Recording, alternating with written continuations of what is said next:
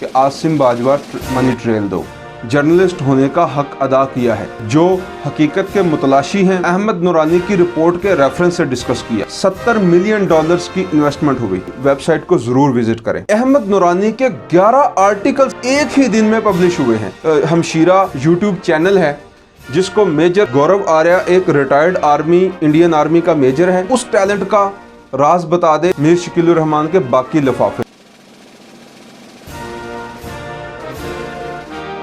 अस्सलाम वालेकुम दोस्तों, मैं हूं सकलैन अब्बास और आप देख रहे हैं HFP न्यूज़। दोस्तों, आप जानते हैं कि इससे पिछली वीडियो में हमने आसिम बाजवा के बैरून मुल्क असासों पर बात की। ये कि आसिम बाजवा के बैरून मुल्क करोड़ों डॉलर्स के असासे हैं और सैकड़ों कंपनियां हैं।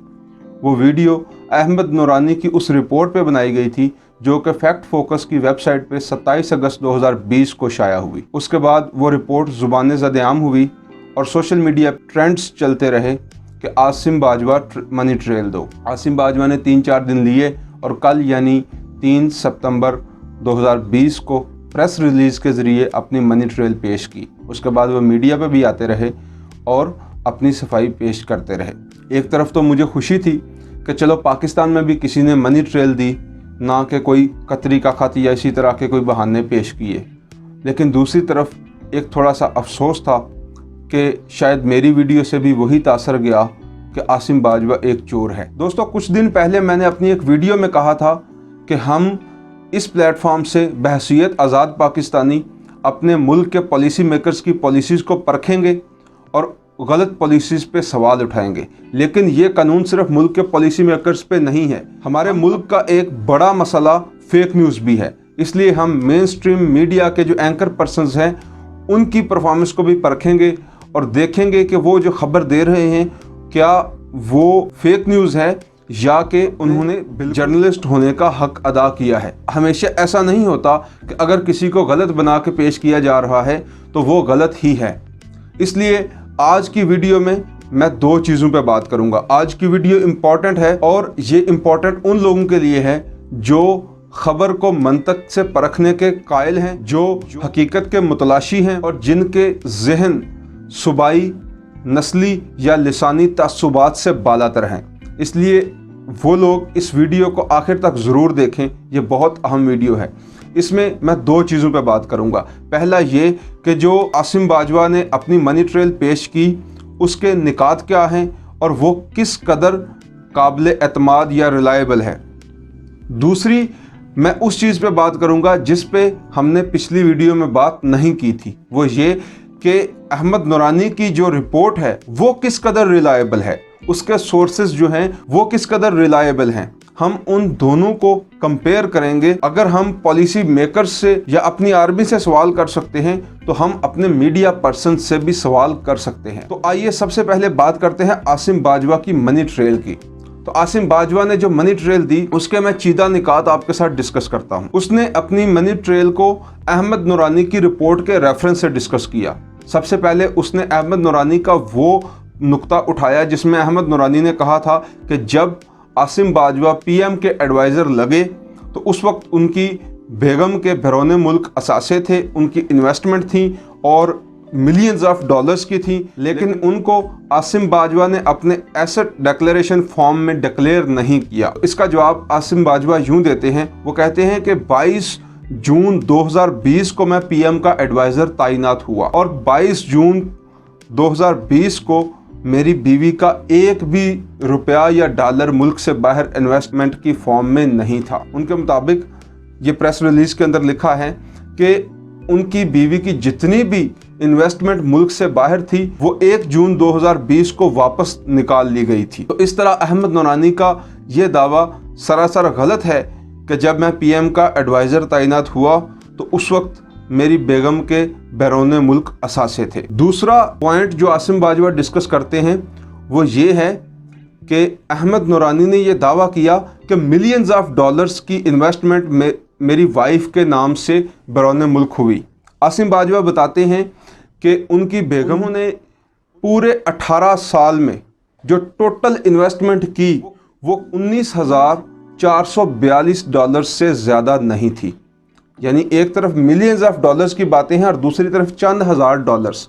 और 18 साल में अगर एक आर्मी ऑफिसर अपनी सेविंग्स से 18-20 हजार डॉलर की इन्वेस्टमेंट कर लेता है तो ये कोई अजीब बात नहीं है। आसिम बाजवा की प्रेस रिलीज का पॉइंट नंबर 7 उनकी मनी ट्रेल का तफसीली हिस्सा है। इसमें वो अपने भाइयों के असासों के बारे में तफसील से बताते हैं। इस हिस्से में 4 पॉइंट्स हैं। पहले पॉइंट में Asim Bajwa Bajco global management LLC के बारे में बताते हैं। वो कहते हैं कि अहमद नूरानी ने यह क्लेम किया था कि बाजवा फैमिली की जितनी भी कंपनीज हैं वो सारी की सारी बाजको ग्लोबल मैनेजमेंट LLC के अंडर हैं और ये उनकी पेरेंट ऑर्गेनाइजेशन है या पेरेंट कंपनी है।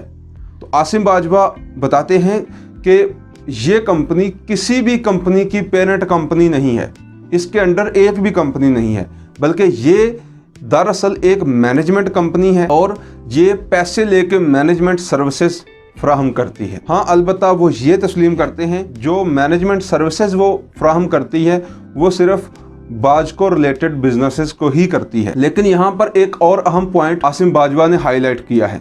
वो कहते हैं कि अहमद नूरानी का जो क्लेम था कि बाजको के अंडर 99 कंपनीज हैं और इसके अलावा और भी बहुत सी फ्रेंचाइज हैं, ये क्लेम भी अहमद नूरानी का गलत है।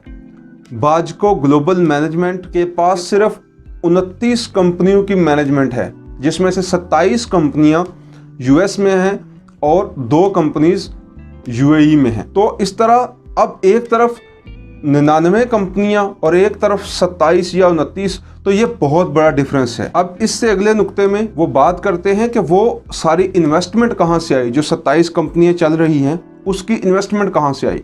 तो आसिम बाजवा बयान करते हैं इन कंपनियों में कुल $70 मिलियन की इन्वेस्टमेंट हो गई। $70 मिलियन की इन्वेस्टमेंट है, जिसमें से जो $60 मिलियन हैं वो सिर्फ अमेरिकन बैंक से लोन लिया गया है। और ये जो लोग अमेरिका के सिस्टम को समझते हैं वो अच्छी तरह ये चीज़ जानते हैं कि अमेरिका में अगर आप बिजनेस लोन लेना चाहते हैं तो वो बहुत ही आसान है। तो उन्होंने बताया कि वो जो $60 मिलियन हैं वो बैंक से लोन लिया गया और जो उनकी वाइफ ने और उनके भाइयों ने कुल मिला के इन्वेस्टमेंट की वो सिर्फ और सिर्फ $73,950 थी, जिसमें से अभी पहले बयान किया गया है कि $19,400 कुछ जो हैं उनकी वाइफ ने किए और बाकी उनके भाइयों ने इन्वेस्ट किए। तो बाकी पीछे बचते हैं करीबन $55,000 से भी कुछ कम डॉलर्स। तो कुल मिला के इन्होंने $80,000 की इन्वेस्टमेंट भी नहीं की 18 साल में, आसिम बाजवा के प्रेस रिलीज के मुताबिक। अब आई बात कि उनके भाइयों के पास वो $54,000 या $55,000 कहाँ से आए। तो ये 18 साल का अरसा है और 18 साल में आसिम बाजवा बता रहे हैं कि मेरे 2 बड़े भाई वहाँ पर सीनियर डॉक्टर्स थे। एक जो हैं वो एक बैंक में नायब सदर रह चुके हैं और दूसरे जो थे वो पापा जॉन्स के साथ पहले ही उस बिज़नेस का हिस्सा थे किसी न किसी तरह, और उसके बाद उन्होंने उसी की फ्रेंचाइज को ख़रीदना शुरू किया। अब ये तो कोई अजीब बात नहीं कि वहाँ पर वो लोग वेल सेटल्ड हैं और दहाइयों से वहाँ पर रह रहे हैं और उन्होंने चंद $1,000 की इन्वेस्टमेंट की है बिजनेसेस में। तो दोस्तों ये प्रेस रिलीज का डॉक्यूमेंट मेरे सामने खुला पड़ा है, आप भी देख सकते हैं।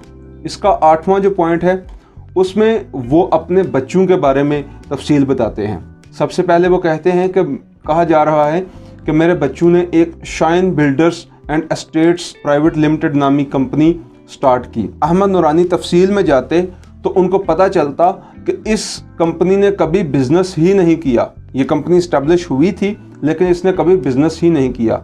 उसके बाद है हिमालय प्राइवेट लिमिटेड। वो कहता है कि ये भी मेरे बच्चों के नाम पे एस्टेब्लिश हुई थी और इसके अंदर वो पार्टनर्स भी थे। उनके बच्चों के पास सिर्फ 50% शेयर्स थे और वो कहता है ये कंपनी बहुत छोटे लेवल की थी और इसने कभी भी कोई खास बिजनेस नहीं किया। यानी उसके मुताबिक इसने आखिरी 3 सालों में सिर्फ और सिर्फ 5 लाख मुनाफा कमाया। अब 5 लाख कोई बड़ी रकम नहीं है। अब वो बताता है कि मोची कॉडवेनर्स के नाम से जो कंपनी मेरे बच्चों के नाम पे है उसके बारे में भी अगर रिकॉर्ड्स जाके चेक किए जाएं तो उस कंपनी ने भी ₹1 नहीं कमाया बल्कि वो टोटल लॉस में गई है। अब वो कहता है कि क्रिप्टॉन नामी कंपनी भी मेरे बच्चों के नाम पे है जिसका जिक्र अहमद नूरानी ने किया कि ये उस वक्त स्टैब्लिश हुई जब मुझे सदर्न कमांड दी गई और मैं बलूचिस्तान में तैनात हुआ, तो उसने कहा कि आसिम बाजवा के बच्चों ने उनसे बिजनेस प्रॉफिट लिया होगा। तो वो कहता है कि आप इस कंपनी को भी जाके चेक करें, ये 2019 में FBR के पास रजिस्टर्ड हुई थी, लेकिन इस कंपनी ने भी कोई काम नहीं किया, ना ही तो कोई प्रोजेक्ट इसने लिया और ना ही कभी किसी बैंक में कोई अकाउंट खुलवाया। और आखिर पे वो बात करते हैं एडवांस मार्केटिंग प्राइवेट लिमिटेड नामी कंपनी की, जो उनके बच्चों के नाम पे थी। तो उन्होंने बताया कि अहमद नूरानी ने जरा जहमत नहीं की कि वो जाके चेक करें कि इस कंपनी ने भी कोई बिजनेस नहीं किया। तो कुल मिला के बात ये है कि उनके बच्चों के नाम पे कंपनीज ओपन हुई। हमारी सोसाइटी में हर बंदा स्ट्रगल करता है और जो जो उसके सामने अपॉर्चुनिटीज होती हैं वो उनके अंदर अपना टैलेंट आजमाने की कोशिश करता है। उनके बच्चे चूंकि बिजनेस ग्रेजुएट हैं और अमेरिका से उन्होंने बिजनेस की डिग्रीज ली हैं, तो उन्होंने इस फील्ड में अपने आप को आजमाया और उनके पेरेंट्स वेल सेटल्ड थे, तो उनके पास इतनी थोड़ी बहुत इन्वेस्टमेंट तो होगी कि कंपनी स्टार्ट कर ली जाए। लेकिन उन कंपनीज ने जो आगे बिजनेस नहीं किया, ये इस बात का वाज़ेह सबूत है कि उनके ऊपर कोई हैवी इन्वेस्टमेंट नहीं हुई, क्योंकि बड़ी इन्वेस्टमेंट जब की जाती है तो एक बड़ा प्लान लॉन्च किया जाता है, तो कंपनीज बिजनेस ज़रूर करती हैं। उसके बाद आसिम बाजवा बताते हैं उनके बच्चों के घर के बारे में कि मेरे बेटे का घर है। ये बात अहमद नूरानी ने भी की थी कि आसिम बाजवा के बेटे युशा का घर है यूनाइटेड स्टेट्स में। तो आसिम बाजवा बताते हैं कि वो घर एक छोटा नॉर्मल घर है जिसकी कुल कीमत $31,000 है और उनका कोई भी बेटा टीनेजर नहीं है, वो सारे ग्रेजुएट हैं वहां से और उनकी अच्छी जॉब्स हैं और उनके अपने सोर्सेज ऑफ इनकम हैं। उन्होंने अगर वो घर खरीदा है तो ये घर भी वहां पर हर पढ़ा लिखा आदमी खरीद सकता है। लेकिन इसके बावजूद आसिम बाजवा ये हाईलाइट करते हैं कि वो घर उन्होंने अपने पैसों से नहीं लिया, लोन लेके उन्होंने वो घर लिया और जाके रिकॉर्ड्स चेक किए जा सकते हैं कि उस घर का भी अभी 80% लोन बैंक्स को वापस करना बाकी है। आखिर पे जो बात उन्होंने की वो उनके बच्चों के नाम कंपनी सिल्क लाइन एंटरप्राइजेस के बारे में थी। अहमद नूरानी ने कहा था कि ये कंपनी जो एस्टेब्लिश की गई, ये CPEC रिलेटेड जितने भी प्रोजेक्ट्स हैं वो लेने के लिए की गई। तो आसिम बाजवा कहते हैं कि अब जाके आप इसके भी रिकॉर्ड्स चेक करें, सिल्क लाइन एंटरप्राइजेस ने CPEC रिलेटेड एक भी प्रोजेक्ट नहीं लिया। तो कुल मिला के बात यह है कि अहमद नूरानी ने जो कुछ भी अपनी रिपोर्ट में पब्लिश किया वो मफरूजात की बुनियाद पे था। आसिम बाजवा ने अपनी रिपोर्ट में जो कुछ भी बताया वो समझ में आता है। और ये जो मनी ट्रेल पेश की गई है, इसकी तफसीलात के लिए आसिम बाजवा ने कहा है कि मैं हमेशा ओपन हूं और मैं आपको US में जितना बिजनेस हुआ उसके रिकॉर्ड्स प्रेजेंट करने के लिए हमेशा हाजिर हूं। और उसके अलावा और अगर बात की जाए कि पैसा यहां से US गया, तो आसिम बाजवा ने शाहजेब खानजादा को इंटरव्यू देते हुए ये कहा था कि ये जितना कुछ भी हुआ, जितना बिजनेस भी हुआ, ये US में हुआ और 9/11 के बाद हुआ। आप कैसे सोच सकते हैं कि उन दिनों में यहाँ से पैसा US जा रहा है और या US के अंदर पैसा जो है वो ब्लैक मनी वो घूम रही है और अमेरिकन अथॉरिटीज़ जो हैं उनके नोटिस में वो बात नहीं आती। अब हम बात करते हैं कि अहमद नूरानी की जो रिपोर्ट है वो किस कदर रिलायबल है। मैं सिर्फ इस बात पे नहीं रहा कि आसिम बाजवा ने मनी ट्रेल पेश कर दी तो ठीक है, अब अहमद नूरानी की रिपोर्ट जो है वो मशकूक हो गई। नहीं, मैंने मज़ीद तहकीक की और उसके बाद बहुत सी चीज़ें ऐसी जानी जिनको मेरा ख्याल है कि आपका जानना बहुत ज़रूरी है। तो जनाब, अहमद नूरानी की जो रिपोर्ट पब्लिश हुई वो फैक्ट फोकस नामी एक वेबसाइट पे पब्लिश हुई। मैं अपने तमाम व्यूअर्स से रिक्वेस्ट करता हूं कि आप भी जाएं और factfocus.com नामी वेबसाइट को ज़रूर विज़िट करें, क्योंकि जब मैंने उसको विज़िट किया, इससे पहले मैंने सिर्फ अहमद नूरानी की 27 जुलाई वाली बाजवा से रिलेटेड रिपोर्ट पढ़ी थी, लेकिन आज रात में मैंने उस पूरी वेबसाइट को खंगाला और देखा कि ये वेबसाइट किस कदर रिलायबल है। तो ये वेबसाइट जब मैंने विज़िट की तो मैं बहुत हैरान हुआ। यानी ये वेबसाइट मुझे ऐसा लग रहा था कि इसको इंसान नहीं, कोई जिन या रोबोट्स चला रहे हैं। पूरी वेबसाइट के ऊपर कुल मिला के 13 आर्टिकल्स हैं। उन 13 आर्टिकल्स में से 11 आर्टिकल्स सिर्फ एक दिन में पब्लिश हुए हैं। मैं खुद एक वेबसाइट HFP न्यूज़ के नाम से चलाता हूं और मैं जानता हूं कि एक आर्टिकल लिखने और पब्लिश करने में कितना टाइम सर्फ होता है और ये कितना मुश्किल टास्क होता है। मैं अपने ब्लॉग्स लिखता हूं, लेकिन जो फैक्ट फोकस वेबसाइट पे मैंने देखा वो मेरी समझ से बालातर था कि 22 अगस्त 2020 को अहमद नूरानी के 11 आर्टिकल्स एक ही दिन में पब्लिश हुए हैं। वो सारे के सारे रिसर्च आर्टिकल्स हैं, बहुत सारी तहकीक के बाद उनको लिखा गया होगा, और वो सारे के सारे नेशनल लेवल के स्कैंडल्स हैं और वो एक ही दिन में पब्लिश हो रहे हैं। मैं हैरान था कि अहमद नूरानी ने किस तरह से एक ही दिन में वो आर्टिकल्स लिख लिए और पब्लिश किए। यानी आप उनको जाके देखें तो 10-10 मिनट के वक्फे से वो आर्टिकल्स पब्लिश हुए हैं। कहीं मुशर्रफ का स्कैंडल है, कहीं इमरान खान का स्कैंडल है, कहीं उनकी हमशीरा अलीमा खान है, उनका स्कैंडल है। तो इसी तरह के एक ख़ास तबके को वो हिट कर रहा है और सारे के सारे आर्टिकल्स जो हैं वो अहमद नूरानी के हैं। इसके अलावा जुलाई में कोई एक आर्टिकल पब्लिश हुआ है, और इस सब के बाद यानी जुलाई में एक आर्टिकल पब्लिश होता है अहमद नूरानी का। उसके बाद 22 अगस्त 2020 को 11 आर्टिकल पब्लिश होते हैं अहमद नूरानी के, और फिर 27 अगस्त 2020 को बाजवा स्कैंडल आता है, वो भी रिपोर्ट अहमद नूरानी की है। इसको जब आप देखें तो इसमें इसके अबाउट में जाएं तो वहां पर एक पूरी टीम का जिक्र है। वो पूरी जर्नलिस्ट की टीम है। वो ऐसे मेन स्ट्रीम जर्नलिस्ट हैं कि जिनको मैं नहीं जानता, आप नहीं जानते, कोई भी नहीं जानता। यानी उसमें रिपोर्टिंग हेड है उस्मान फैसल और रिपोर्टिंग टीम है अहमद नूरानी, कंवर नईम और हसन नूर। पूरी एक टीम है। लेकिन वेबसाइट के ऊपर सिर्फ और सिर्फ 13 आर्टिकल्स हैं, जिनमें 11 सिर्फ एक ही दिन में पब्लिश हुए हैं, और उसके अलावा उन आर्टिकल्स में से किसी को भी 1000 तक व्यूज नहीं मिले। वो सारे के सारे फ्लॉप आर्टिकल्स हैं जो उस वेबसाइट के ऊपर पड़े हुए हैं। लेकिन सिर्फ और सिर्फ ये बाजवा फैमिली का आर्टिकल है जिसको पजीराई मिली और जिसको 47,531 व्यूज अभी तक मिल चुके हैं। अब यहाँ पर पॉइंट क्या है? पॉइंट ये है कि जिस वेबसाइट के ऊपर बाजवा लीक्स आई हैं, या बाजवा स्कैंडल अगर आप इसको कहना चाहते हैं, वो आया है, वो वेबसाइट ज्यादा से ज्यादा 1 माह पहले लॉन्च हुई है। तो ये एक अननोन लोगों की तरफ से एक वेबसाइट लॉन्च हुई और उसके बाद उसके ऊपर इस तरह के स्कैंडल्स आना शुरू हो गए। लेकिन इससे आगे आप चलें। अब अहमद नूरानी के मुताबिक उसने बहुत लंबी रिसर्च की, वो कंपनीज के पास गए, वो यहाँ गए, वो वहाँ गए, उन्होंने बहुत डीप जाके अपनी रिसर्च की और उसके बाद जाके ये रिपोर्ट तैयार की। अहमद नूरानी का ये क्लेम है। लेकिन जब मैं YouTube पे थोड़ा सा सर्च किया तो वहां से मुझे एक और इंटरेस्टिंग चीज मिली। मैं अपने व्यूअर्स से ये भी रिक्वेस्ट करता हूं कि आप थोड़ा सा टाइम निकाल के ना जरा YouTube पे भी विजिट करें।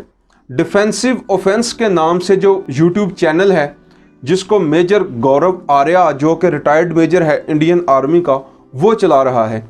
ज़रा जाके इसको विजिट करें और इसकी 25 जुलाई 2020 वाली वीडियो लाजमी देखें। मैं आपको इस वीडियो का एक छोटा सा क्लिप सुना देता हूं, उसके बाद जाके पूरी वीडियो आप देखें तो आपको समझ आ जाएगा कि अहमद नूरानी की रिपोर्ट का असल सोर्स क्या है। तो आइए देखते हैं मेजर गौरव आर्या की वीडियो का एक क्लिप। वहां पे बैचको क्या काम करती है, 125 इनके रेस्टोरेंट्स हैं पापा जॉन के, 125 रेस्टोरेंट्स, और उसके अलावा इनके 25 और मुख्तलिफ किस्म के रेस्टोरेंट्स हैं। जी हाँ, तो मेजर गौरव आर्या को आपने सुना।